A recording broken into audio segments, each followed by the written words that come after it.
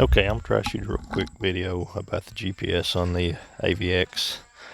Right now my unit's off. I have the GPS unplugged. I usually plug it in port 2. Whole unit is off, so I'm going to turn it on. Using the Starsense. So the Starsense has to be plugged up. It is in auxiliary 1. So this goes through and verifies what all packages are there. Usually does not have to count down the whole way.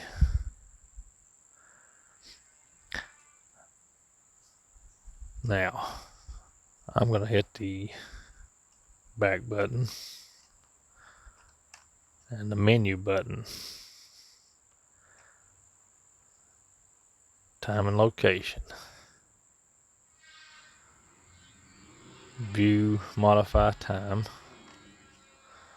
Give it just a second. Okay, that is the correct time, but I'm going to change that. So I'm going to make it 11:11. And I'm going to make today I'll tell it's the 15th.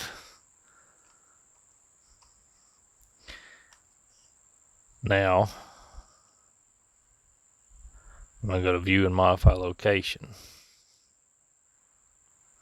Give a second. And I've already messed this up, so it's got me at 99 west and latitude of 45, and that is completely wrong. So now my mount thinks it's the wrong time in the wrong place. I'm going to take my GPS, plug it up, plug it into auxiliary 2.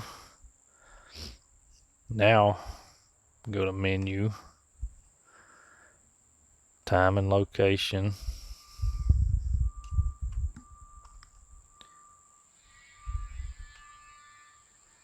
time and location source.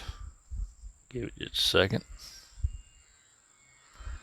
Okay, as of right now it's on internal memory. I'm going to move that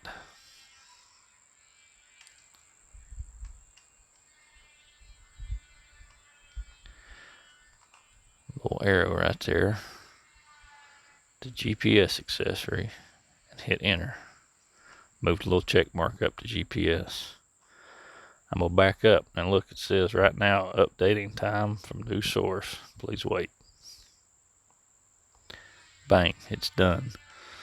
So now if I go to view, modify time, give it just a second. Back to the correct time and date.